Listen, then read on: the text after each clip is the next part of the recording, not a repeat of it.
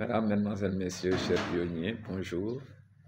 Je viens ici avec un grand plaisir sur la Kadiaka TV, la chaîne du pittoresque, pour partager avec vous sur un projet fantastique qui est le projet Pi Network. Pourquoi? Parce que j'ai constaté de manière générale qu'il y a beaucoup de personnes qui rechignent à rejoindre le projet par manque d'informations, parce qu'ils n'ont pas compris les b.a.-ba du projet.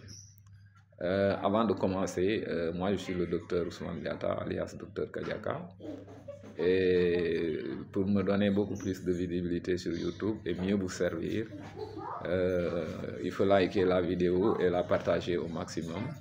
Et n'oubliez pas aussi de vous abonner à la chaîne Kadiaka TV. Aujourd'hui, je me suis donné l'ambition de venir partager avec vous quelques informations sur le projet fantastique qui se trouve être le projet Pi Network. Donc, le projet Pi Network, c'est un projet d'abord d'édition d'une monnaie digitale, d'une monnaie électronique, d'une crypto-monnaie. Il est d'abord intéressant et important de marquer ici la différence, de révéler ici la différence entre les crypto-monnaies et les monnaies classiques qu'on appelle les monnaies fiduciaires. Les monnaies classiques fiduciaires, à savoir le franc CFA, le dollar, l'euro et j'en passe, sont des monnaies physiques. Donc, c'est des billets de banque qui sont imprimés qu'on peut toucher, ou bien c'est des pièces de monnaie qui sont forgées et qu'on peut toucher. Mais par contre, les monnaies digitales sont des monnaies ou des crypto-monnaies, sont des monnaies qui ne sont pas physiques, qu'on ne peut pas toucher, qu'on ne peut pas palper. Mais leur valeur va se déplacer d'un appareil digital à un autre, d'un téléphone portable à un téléphone portable, ou d'un téléphone portable à un ordinateur, ou d'un ordinateur à un autre ordinateur, selon une information cryptée, et c'est ce qui a valu le terme de crypto-monnaie. Maintenant, le projet Pi Network ne se donne pas l'ambition d'une crypto-monnaie classique, parce que les crypto-monnaies classiques sont des crypto-monnaies de spéculation, alors que Pi Network se veut une monnaie inclusive et non spéculative. Une monnaie d'échange qui va servir de trait d'union entre les crypto-monnaies classiques et les monnaies physiques fiduciaires. Donc pourquoi je dis que les crypto-monnaies sont des monnaies de spéculation? Pourquoi? Parce qu'une fois éditées et lancées, donc les pionniers au départ les achètent à une très faible valeur et les gardent le temps que la valeur monte sur le marché. Et maintenant, une fois la valeur à son plus haut niveau, donc les pièces de départ sont vendues et le pionnier, la personne qui en possédait en quantité suffisante, donc va en tirer le maximum de bénéfices. Donc c'est là où la chose devient intéressante, parce que je vous ai dit à l'entame de mon propos que le Pi ne se veut pas une monnaie de spéculation. Nous aurons l'occasion de revenir sur ça, sur que sera la valeur officielle du Pi au moment du mainnet ouvert. Donc comprenez que l'édition ici des crypto-monnaies va se faire grâce à la technologie blockchain, la technologie des blocs. Et les crypto-monnaies vont s'échanger à travers des wallets. Je signale ici que les crypto-monnaies ne constituent pas la seule subtilité que permet la technologie blockchain. Mais aujourd'hui, la technologie blockchain est sur le point de révolutionner le monde. Et je vais vous dire d'emblée, sans rentrer dans les détails, qu'en ce 21e siècle, beaucoup de métiers seront phagocytés par la technologie blockchain. Mais heureusement aussi que beaucoup de nouveaux métiers aussi, la technologie blockchain va permettre aussi l'émergence de beaucoup de nouveaux métiers. Maintenant, les gens qui ne seront pas dotés d'une agilité d'esprit pour voir ce grand tournant, pour sentir ce grand tournant et prendre position, donc risquent d'être très surpris et risquent d'être très dépassés. Maintenant, pour revenir au projet Pi Network, donc ici, les monnaies électroniques, on ne peut pas les imprimer, on ne peut pas les forger, mais qu'est-ce qu'on peut utiliser pour leur édition? C'est des appareils électroniques qui sont les ordinateurs ou les téléphones portables. Maintenant, qu'est-ce que Pi Network, le projet, a apporté de révolutionnaire dans l'édition des crypto-monnaies? C'est la possibilité, à partir de son téléphone portable, de pouvoir participer au projet de minage et de création des pièces dont on aura besoin pour animer le système.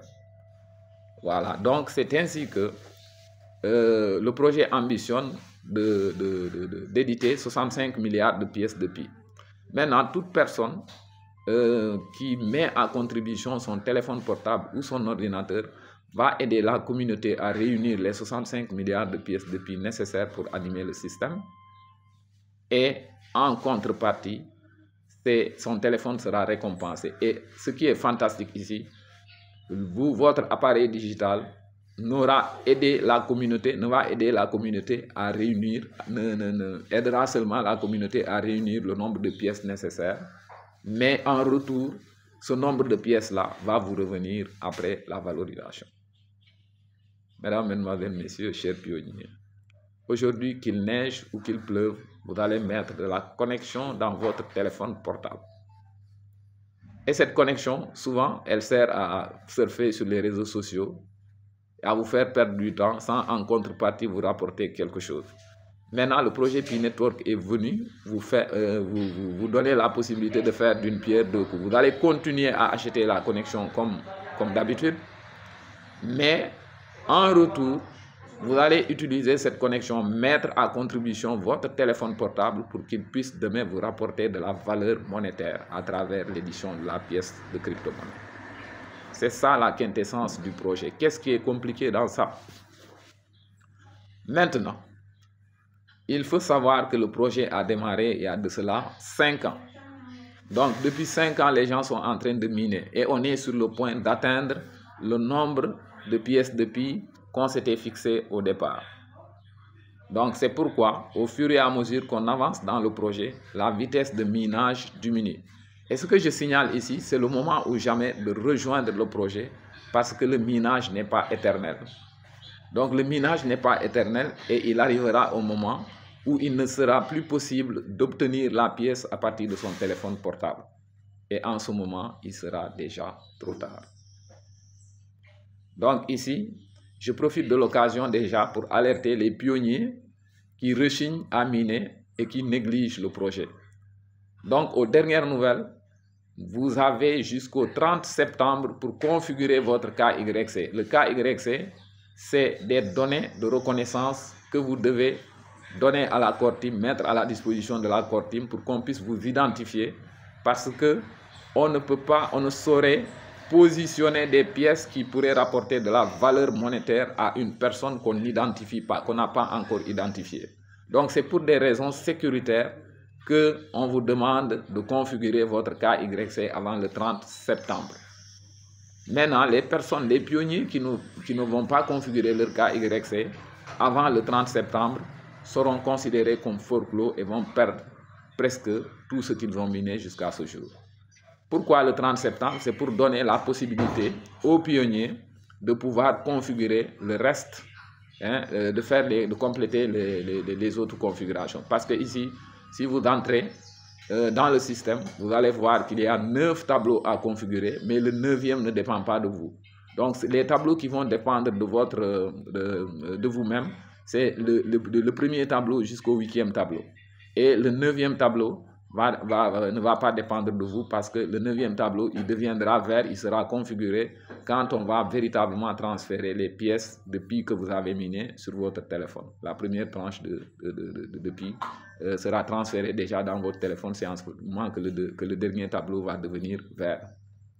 Voilà. Donc, c'est l'occasion ici encore de faire passer le message. Donc, partagez la vidéo, likez la vidéo et surtout, n'oubliez pas de vous abonner à la chaîne parce que le fait de liker la vidéo va me donner beaucoup plus de visibilité sur YouTube pour mieux vous servir. Voilà. Donc, voilà où nous en sommes actuellement.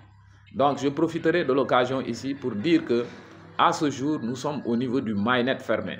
Le mainnet fermé, c'est quoi? C'est une possibilité qu'on offre aux pionniers qui sont déjà dans le Pi Network, dans le projet, et qui possèdent des pièces dans leur wallet, de pouvoir s'échanger des biens et services moyennant un paiement par le Pi. Mais la valeur durant le mainnet fermé sera une valeur consensuelle. C'est ainsi que durant cette période, donc il y a eu 2 tendances qui se sont dégagées. La convention chinoise qui permet d'échanger à l'intérieur d'un pays des biens et services moyennant le PI comme moyen de paiement, mais selon une valeur conventionnelle de commun accord entre les deux parties.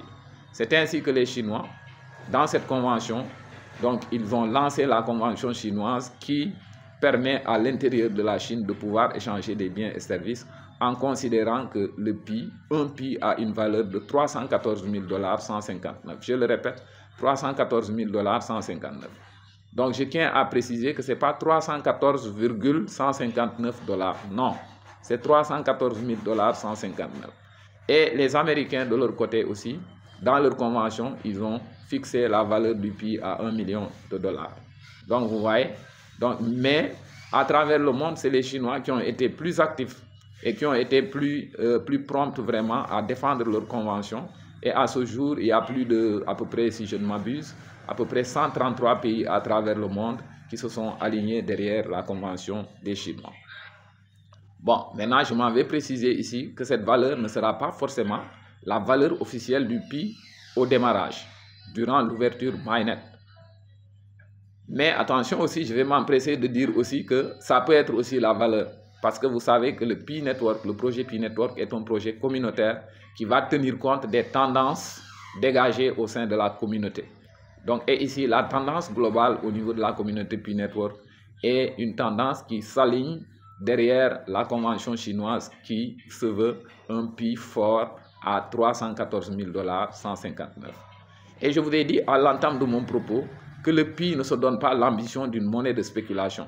Et à ce jour, c'est une analyse personnelle et qui me semble quand même pertinente que le seul moyen et la seule stratégie d'éviter la spéculation à ce niveau, c'est de démarrer avec un PI fort. Pourquoi je vais m'expliquer et argumenter.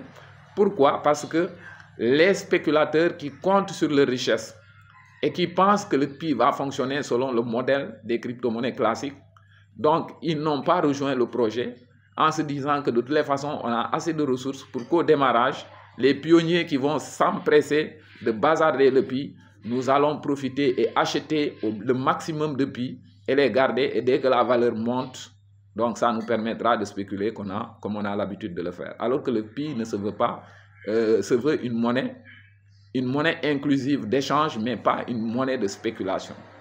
Et le seul moyen, à mon avis, pour éviter la spéculation ici, c'est quoi? C'est de démarrer avec une valeur de PI, une valeur très forte du PI. Parce que, à imaginer que le PI démarre avec 314 000 $. Maintenant, ceux qui comptaient sur leur fortune pour venir s'accaparer des PI des pionniers, donc vont être mis hors jeu et laisser les pionniers bénéficier un peu des fruits de leur labeur. Donc ici, l'ambition au départ des crypto-monnaies, c'est de décentraliser la finance.